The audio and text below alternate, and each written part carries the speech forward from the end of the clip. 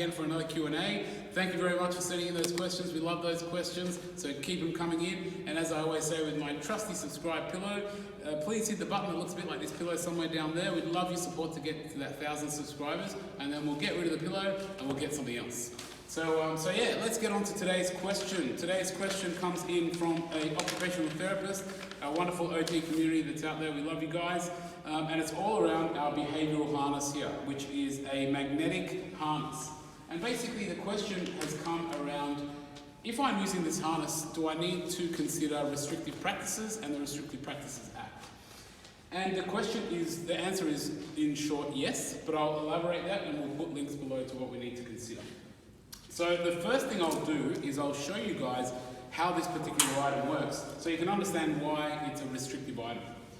So this item is a high-level behavioural harness, and we've got links, further links below. We'll put links below to other videos that we've done on it, or links on our website, which basically shows more about the product.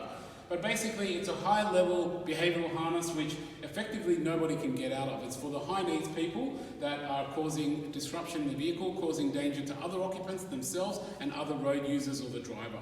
So this would be a suitable device. How it works is it's effectively like a jacket that goes on the person, and it's strapped in place with these magnetic keys, which I'll show you how that works when I put it on myself. But I've just got a mannequin set up so you can see how they work on a vehicle seat. So this seat that you can see that I've got here, this is out of a Toyota bus, which is a very common bus that's used in our industry. And this harness has a strap on the back that wraps around the back of the seat, and it comes through the gap down there like that. So that's how it connects on. And then when I've got it connected on, what I do is I put my seatbelt on over the top, like so, and I'll also wear my seatbelt.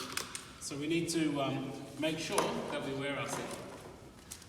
And this thing normally actually sits with the driver, this key.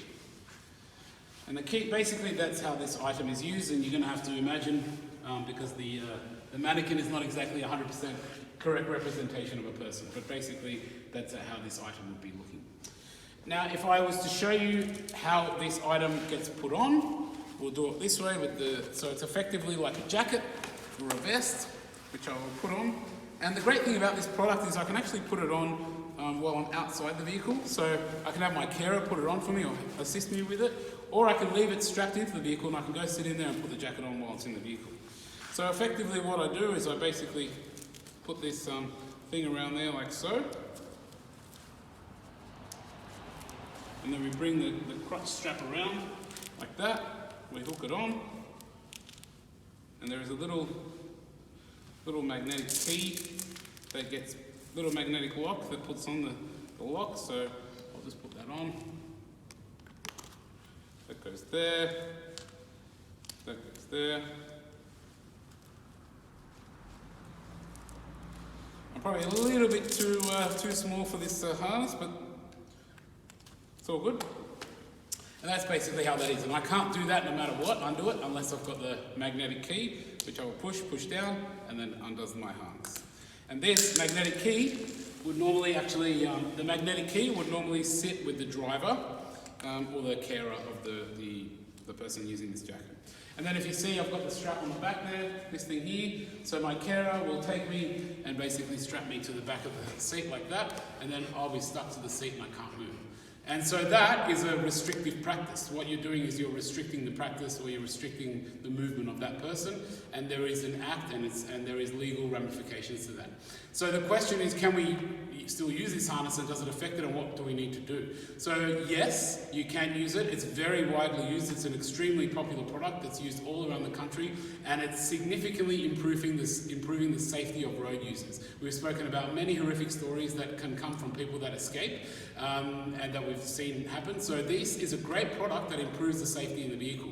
but it does restrict the people. So the NDIS, as well as other organisations, but the NDIS is where this is mostly being used for, has got a guideline on what to follow and how to approach the situation so you can use it. You need to do some reports, you need to have plans, and there's a whole sort of process that we need to cover, and we will have a webinar, we do have a webinar on that, so make sure you register for our webinars, because we do have a restrictive practice webinar that gives you more information on what to cover. Right now I'm basically just explaining to you that you do need one. We'll put a link below as to what you need to cover, and if you want in much more detail around that, it's a very detailed process. We're going to have a webinar basically released for that, so let us know about that. But in effect, it's allowed to be used, you just got to follow the protocols with the restrictive practices, and NDIS has a very good guideline around that. So hopefully that helps with the question. Thank you very much for those questions. Keep those questions coming in, we love them. And as I say, hit that subscribe button that looks like my pillow down there somewhere, and we'll see you next time.